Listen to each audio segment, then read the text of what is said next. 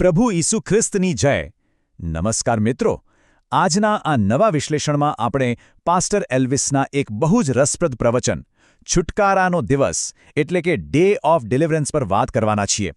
આ સ્ત્રોતમાં એવું તો શું છે, તે કેવી રીતે આધ્યાત્મિક બંધનો અને તેમાંથી બહાર આવવાની વાત કરે છે, તે આજે આપણે ડીકોડ કરીશું. તો ચાલો સીધી જ શરૂઆત કરીએ. આ વાક્ય પ્રભુ ઈસુ ખ્રિસ્તની જય આજના પ્રવચનના ધાર્મિક સંદર્ભનો એકદમ પાયો છે. સ્ત્રોત આપણને એ સમજાવવાનો પ્રયાસ કરે છે કે કઈ રીતે આપણે એટલે કે માનવજાત અજાણતા જ આધ્યાત્મિક જાળમાં ફસાઈ જઈએ છીએ અને તેમાંથી બહાર આવવા માટે કોઈ દૈવી હસ્તક્ષેપની કેમ જરૂર પડે છે. ટૂંકમાં કહીએ તો આ એક એવો નજરિયો છે જે આપણી નબળાઈ અને ઈશ્વરીય શક્તિ વચ્ચેનો સીધો સંબંધ બતાવે છે. તો આજના આપણા આ વિશ્લેષણના મુખ્ય 5 મુદ્દાઓ રહેશે: છુટકારાનો દિવસ, મનુષ્યના 7 બંધન, સ્વયં મુક્તિ કેમ અશક્ય છે, મુક્તિના 7 માર્ગો અને છેલ્લે ઈશ્વરની અંતિમ સત્તા. બસ આ જ ફ્રેમવર્કથી આપણે આખો વિષય સમજીશું. ચાલો પહેલા વિભાગથી શરૂઆત કરીએ: છુટકારાનો દિવસ. પ્રવચનમાં જે મૂળભૂત ધર્મશાસ્ત્રીય સમસ્યા બતાવી છે તે અહીંથી જ શરૂ થાય છે. છુટકારો અથવા ડિલિવરન્સ એટલે શું? જો સ્ત્રોતની વાત માનીએ તો આ માત્ર કોઈ જેલમાંથી મળતી શારીરિક સ્વતંત્રતા નથી. આ તો આસુરી શક્તિઓ કે અદૃશ્ય બંધનોમાંથી મળતી આધ્યાત્મિક મુક્તિ છે. પાસ્ટર સમજાવે છે કે જ્યારે પણ માણસ વિદ્રોહ કરે કે પાપ કરે ત્યારે તે જાણે આધ્યાત્મિક દુશ્મનોના હાથમાં સોંપાઈ જાય છે. અને સૌથી મોટી વાત, માણસ પોતાની જાતે આમાંથી ક્યારેય બહાર આવી શકતો નથી. તેને એક બાહ્ય દૈવી બચાવની સખત જરૂર પડે છે. હવે આગળ વધીએ આપણા બીજા વિભાગ તરફ: મનુષ્યના 7 બંધન. સ્ત્રોતમાં એવી 7 અલગ અલગ વસ્તુઓનું લિસ્ટ આપ્યું છે જે માણસને જકડી રાખે છે. આ 7 બંધનો છે: મૃત્યુનો ડર, દુષ્ટ આત્માઓ, દુકાળ કે ચિંતા, વાસના અને જાળ, વ્યસન, લાંબી બીમારી અને અત્યંત એકલતા. હવે રસપ્રદ વાત એ છે કે પ્રવચન આ બધી બાબતોને માત્ર શારીરિક કે માનસિક બીમારીઓ નથી ગણતું. ના, આને અતૂટ આધ્યાત્મિક સાંકળો તરીકે જોવામાં આવી છે. વિચારો કે સતત રહેતો મૃત્યુનો ભય કે પછી કોઈ ઊંડી એકલતા માણસને અંદરથી કેટલો તોડી નાખે છે, ખરું ને? આ જ સંદર્ભમાં બાઇબલના રાજા સુલેમાનની એક બહુ જ કડક ચેતવણી યાદ કરાવવામાં આવી છે. દુનિયાવી ઈચ્છાઓ અને વાસનાઓ કેવી રીતે ખતરનાક જાળ બની જાય છે તે અહીં બતાવ્યું છે. તે કદાચ મૃત્યુ કરતાં પણ વધુ કડવો અનુભવ બની શકે છે. એક એવી જાળ જ્યાં વ્યક્તિ લાગણીશીલ રીતે એટલો તો બંધાઈ જાય છે કે પછી તે પોતાની જાતને કોઈ હિસાબે મુક્ત કરી જ શકતો નથી. 18 વર્ષ. જી હા, પ્રવચનમાં બાઇબલના એક એવા કિસ્સાનો ઉલ્લેખ છે જ્યાં એક સ્ત્રી પૂરા 18 વર્ષ સુધી બીમારીના આત્માથી બંધાયેલી હતી. આ ઉદાહરણ એ વાત પર ખૂબ ભાર મૂકે છે કે કોઈ શારીરિક રોગ કઈ હદે સંપૂર્ણપણે એક આધ્યાત્મિક વળગણ બની શકે છે. પછી તે માત્ર એક બીમારી નથી રહેતી, પણ એક એવું બંધન બની જાય છે જે વ્યક્તિના જીવનના દરેક વિચારને ચારે તરફથી ઘેરી લે છે. આ બધું જોયા પછી આપણે ત્રીજા વિભાગ પર આવીએ છીએ: સ્વયં મુક્તિ કેમ અશક્ય છે? અહીં માનવીય મર્યાદા અને દૈવી સત્તા વચ્ચેનો તફાવત બહુ જ સ્પષ્ટ રીતે રજૂ થયો છે. સ્ત્રોત શું કહે છે ખબર છે?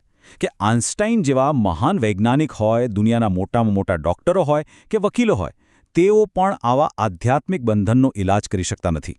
આપણી માનવીય બુદ્ધિ ભલે ગમે તેટલી વિકસિત કેમ ન હોય, પરંતુ આવી આધ્યાત્મિક પીડામાંથી પૂરી રીતે મુક્ત થવા માટે તો સંપૂર્ણ સત્તા ધરાવતા દૈવી સ્ત્રોતની જ જરૂર પડે છે, એવું આ પ્રવચન માને છે. પાસ્ટરે અહીં 2 બહુ જ પાવરફુલ રૂપકો એટલે કે એનાલોજી વાપરી છે: કરોડિયાનું જાળું અને કતલખાનું. અહીં પાપ કરનારા લોકોની સરખામણી એવા જીવડા સાથે કરવામાં આવી છે જે કરોડિયાના જાળામાં ફસાઈને ધીમે ધીમે સુકાઈ જાય છે, અથવા તો એવા બળદ સાથે જે કતલખાના તરફ એકદમ ખુશી ચાલી રહ્યા છે પણ પોતાના આવનારા ભયાનક નસીબથી સાવ અજાણ છે. આ રૂપકો ખરેખર અજાણતામાં ફસાઈ જવાને ભયાનકતાને એકદમ સ્પષ્ટ કરે છે.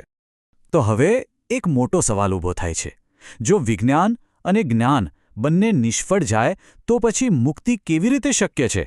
જો માણસ પોતાની જાતને બચાવી જ શકતો નથી તો રસ્તો શું છે? અતૂટ માનવીય બંધનોની જે સમસ્યા આપણે જોઈ અને હવે જે આધ્યાત્મિક ઉકેલો જોવાલા છીએ, આ પ્રશ્ન એ બંને વચ્ચે એકદમ બ્રિજ જેવું કામ કરે છે. અને અહીંથી શરૂ થાય છે આપણો ચોથો વિભાગ: મુક્તિના 7 માર્ગો. આ પ્રવચનમાં મુક્તિ માટે ખાસ 7 માર્ગો બતાવવામાં આવ્યા છે અને તે છે: ઈશ્વરને પોકારવું, પોતાની વ્યક્તિગત પ્રાર્થના કરવી, અન્ય લોકો દ્વારા કરવામાં આવતી પ્રાર્થના એટલે કે મધ્યસ્થી, સાચી નમ્રતા રાખવી, ભક્તિ ગીતો ગાવા, શાણા અને અનુભવી લોકોની સલાહ લેવી અને છેલ્લે ઈશ્વર દ્વારા જ નિયુક્ત કરાયેલ કોઈ મુક્તિદાતાનો સ્વીકાર કરવો.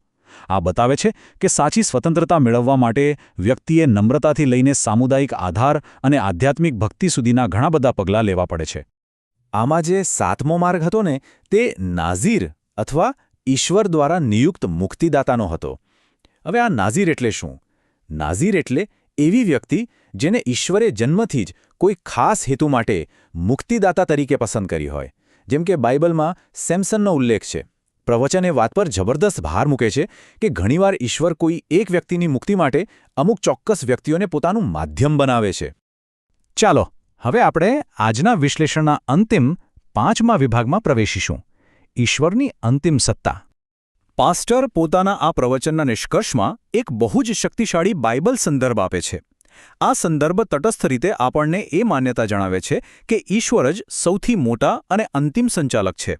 તે જ જીવન અને મૃત્યુ આપે છે અને તેના હાથમાંથી કોઈ કોઈને છોડાવી શકતું નથી. આખી વાત આ નિર્વિવાદ સત્તાની વિભાવનાને એકદમ ક્લિયર કરી દે છે. 38 વર્ષ આ બેથેસ્ડાના એક એવા માણસનો સંદર્ભ છે જેણે 38 વર્ષ સુધી સતત બીમારી અને એકલતા સહન કરી હતી. પ્રવચન મુજબ આ ઉદાહરણ આપણને એ દર્શાવે છે કે કોઈની આખી જિંદગીની એકલતા અને પીડાનો પણ આ દૈવી સત્તા દ્વારા અંત લાવી શકાય છે. કારણ કે ઈશ્વરીય સત્તા આપણા સમય અને સંજોગોની માનવીય મર્યાદાઓથી સાવ પર છે. તો આજના આપણા આ વિશ્લેષણના અંતે એક બહુ જ ઊંડો પ્રશ્ન રજૂ થાય છે. સંસારની તાકાત કે ઈશ્વરીય સત્તા? સાચી આઝાદીનો સ્ત્રોત ખરેખર છે શું? માત્ર શારીરિક ઉપાયો કે પછી ઊંડી આધ્યાત્મિક શ્રદ્ધા? આ બંને વચ્ચેનો તફાવત ખરેખર વિચાર માંગી લે એવો છે. અને બસ આ જ વિચાર સાથે આજનું આપણું આ વિશ્લેષણ અહીં પૂર્ણ થાય છે. આ અગત્યના અને રસપ્રદ વિષયને સમજવા માટે જોડાવા બદલ આપ સૌનો ખૂબ ખૂબ આભાર. ફરી મળીશું કોઈ નવા વિશ્લેષણ સાથે.